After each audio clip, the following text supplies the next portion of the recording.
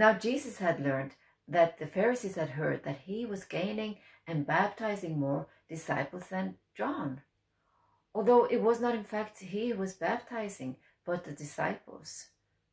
So he left Judea and went back to Galilee.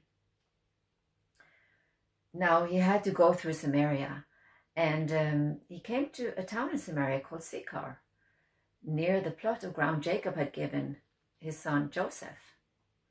Jacob's well was there, and Jesus, tired as he was from the journey, sat down by the well. It was about noon. When a Samaritan woman came to draw water, Jesus said to her, "Will you give me a drink?" His disciple had gone into town to buy food. The Samaritan woman said to him, "You are a Jew, and I'm a Samaritan woman. How can you ask me for a drink?" For Jews do not associate with Samaritans. Jesus answered her, "If you knew the gift of God and who it is who asks you for a drink, you would ask him, and he would have given you the living water." "Sir," the woman said, "you have nothing to draw with, and the well is deep. Where can you get this living water? Are you greater than our father Jacob, who gave this well and drank from it himself, as well as his sons and livestock?" Jesus answered, "Everyone who drinks this water will thirst again. But whoever drinks the water I'll give him will never thirst. Indeed, it becomes a spring of water welling up to eternal life."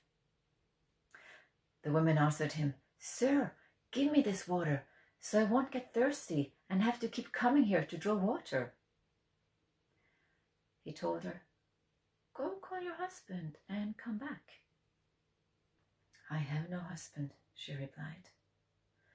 Jesus answered her, "You're right when you say you have no husband. In fact, you have had 5 husbands, and the one you now have is not your husband. What you have just said is quite true." "Sir," the woman said, "I can see that you are a prophet.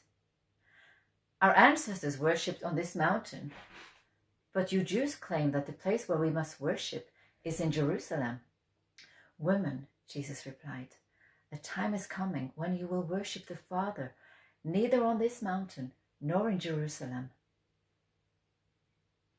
Yet the time is coming and has now come when the true worshippers will worship the Father in the Spirit and in truth, for those are the worshippers the Father seeks.